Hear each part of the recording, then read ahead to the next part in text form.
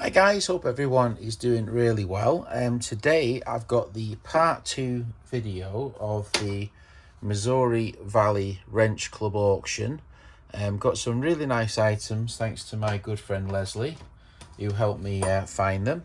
And there's some nice American and British and Japanese, of all things, from here. So before we start, I will show you the first thing which actually he bought for me, and this is a Clyburn, but it's a Japanese one, and it's very nicely done, patent number. Now here we've got an original Clyburn, and the patent number is different, slightly bigger. This is a long Clyburn. They had two sizes, Burston. This is slightly bigger, so it's bigger than an original.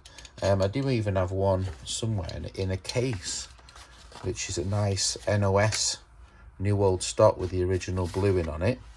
But yeah, a Japanese Burston. Whoever thought there would be such a thing? He had $40 on that, on the fair, the dealer's fair before the auction, and I think he gave 35, which was quite nice. Interesting wrench, so I was really pleased with that. Thank you, Leslie. And it's a nice addition to the Burston sort of collection, a Japanese one. I do have some homemade versions of that, actually. I should have brought them in, which people have copied. So yeah, very cool.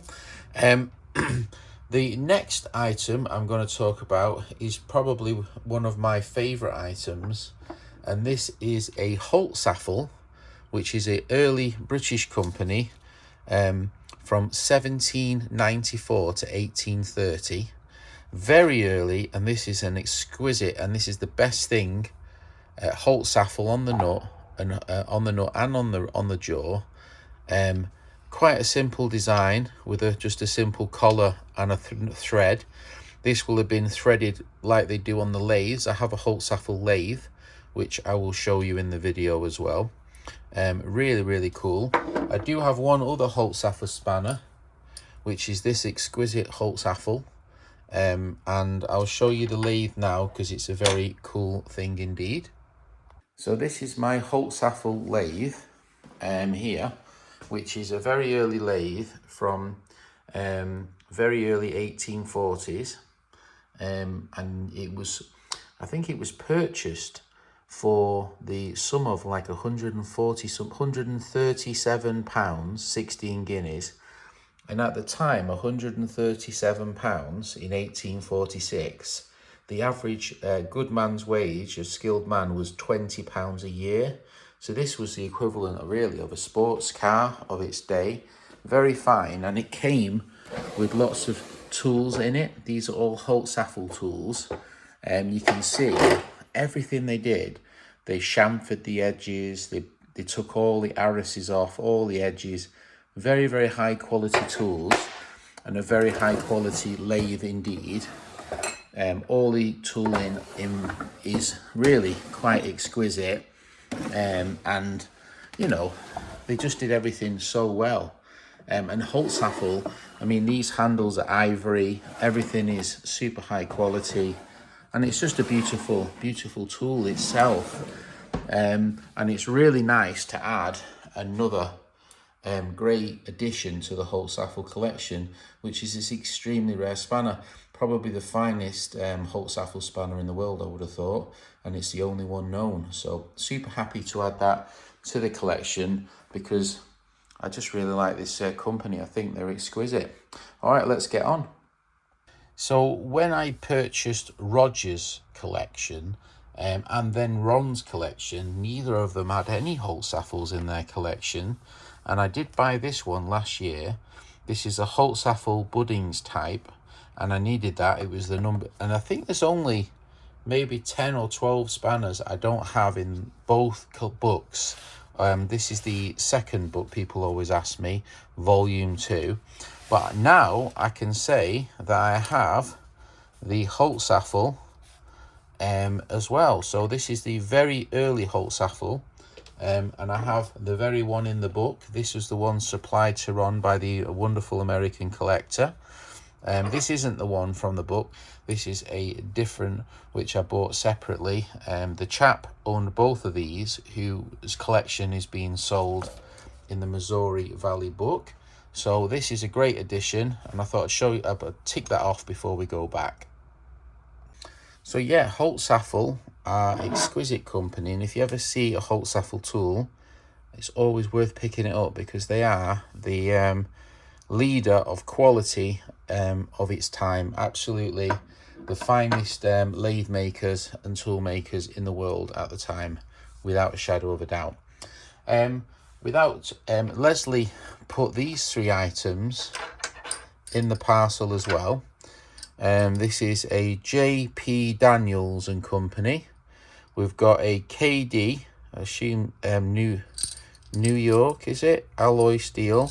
And then we've got a Proto, and I believe he put these in for my good friend Alex as a gift, which is really kind. And he also put in this Klein tool bag for Alex with the mini bucket, which I'm sure Alex will like that as well.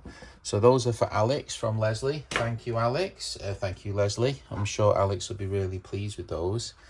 And then next, I'm going to show you is this wonderful, very early Parma 1851,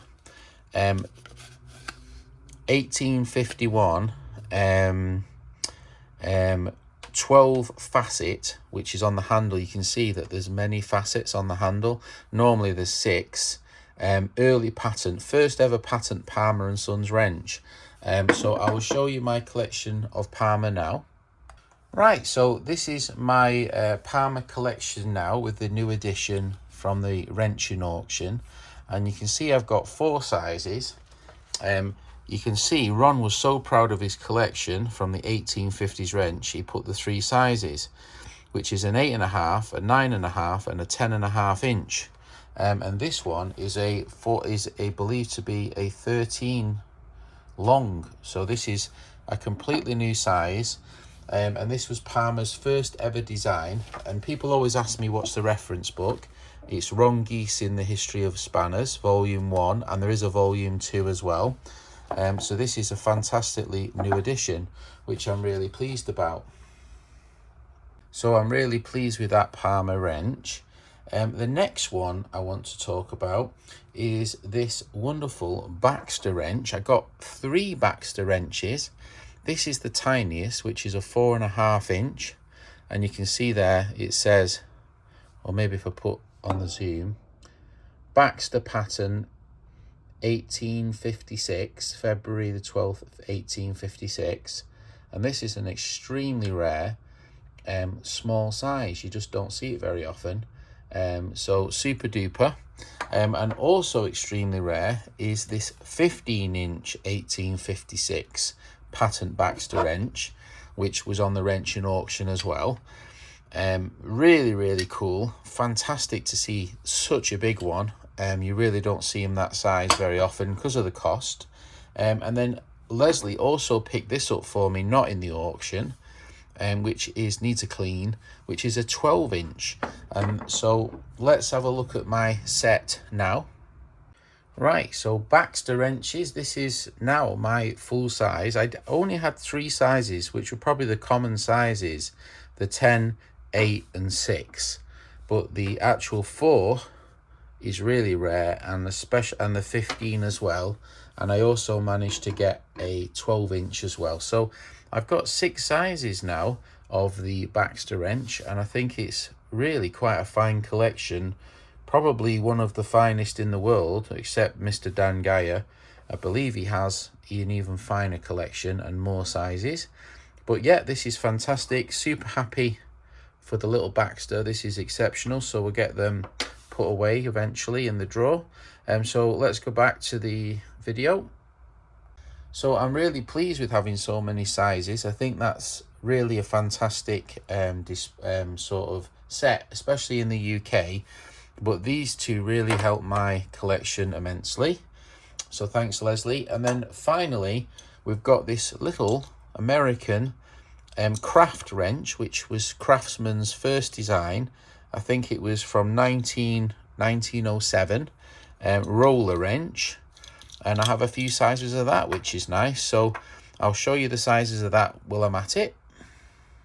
Right, so last but not least on the sets, this is my Craftsman Tool Company, Connecticut, 1907. I have, this is probably the most common wrench I bought on this video, but still, it's really nice to have a super cool little 6-inch. I'm pretty sure I've got a 6, probably an 8, a 10, and I don't know what it is, maybe like a 15 or something, or 12, 10 and 15 and a 6. I think I'm missing the 8-inch, and then possibly there's a longer sizes as well. I think there's at least 7 sizes. I've got 4, which is not a bad collection for the UK. I'm pretty pleased with that. But yeah, certainly a nice addition. Let's get back to the video. Right, so I've showed you everything I've got now. I think it's time to put some of these away and then get tidy. Hopefully you've enjoyed the 2 videos of the Missouri Valley Wrench Club. All right. Right, so let's get these items put away. The video's dragging on quite a long time. We've got this wonderful Holtzapffel, and it can go with the other Holtzapffel, which we've got here, which is part of the Buddings design. That's why it's in the Buddings design, with my Fen wrenches, and also some of my favorites really, with the wonderful Chestermans over there. And then over here we've got the wonderful Palmer wrenches, and it's great to add another Palmer wrench to the drawer. We've got 4 sizes of the first design early wrenches with the 12 facets. Then we've got 7 sizes of the single bar coach wrench, and we've got 7 sizes of their design, most famous design, 2 sizes of the first design. So we're doing really well with the Palmer and Son drawer. Really fantastic, really nice addition. And I was talking actually to the descendant of Mr. Palmer recently on email, which was nice as well. An interesting chap. All right, let's move on to the next. We have some of my double-ended wrenches just here, some German ones, and then we've got my collection of a Baxter wrenches, and then we can add this little one to the new sizes. I think probably that way might be the way round. So we've got the 4-inch all the way up. So I've doubled my collection overnight from 4 to 6 sizes, which is fantastic. And I've got 5 sizes of the 2nd generation Baxter. But yeah, really fantastic to add some more to the collection of the double-ended. Right, so we've got the Burstons. We've got a couple in the original packaging, and then we've got the large and small. One of them's chromed, which is a little bit unusual. And now we've got a Japanese one to add to the collection, which I think is quite cool. So that's a nice addition to the bicycle spanner drawer, if I don't say so myself. Right, so we're in the shed now, and we're in one of the lesser but still interesting American drawers. We've got some of my favorites, the handy handle, and we've got the Polly wrenches, and we've got the Cowell wrenches, and we've got the Robert wrenches, and now we've got the Craft wrenches just here. So nice Americana, and so it's nice additions. We've got 4 sizes now, so that's good. Let's have a look at Alex's drawer. So last but certainly not least, we've got Alex's drawer, which has got pride of place at the top with Alex's junk. He's got some wonderful wrenches from Leslie to add to the drawer, which is nice. And he's got this nice Craftsman tool, and he's also got this nice seat I found him, which I've not shown in a video. And yeah, he's got some stuff. He's got a nice Lucas bell and some nice padlocks and a couple of interesting wrenches and bits and bobs. So yeah, nice items for the drawer. All right, hopefully you've enjoyed this video and it's not got too long. Have a wonderful day. Don't forget to put in the comments which is your favorite. All right, thank you. Bye.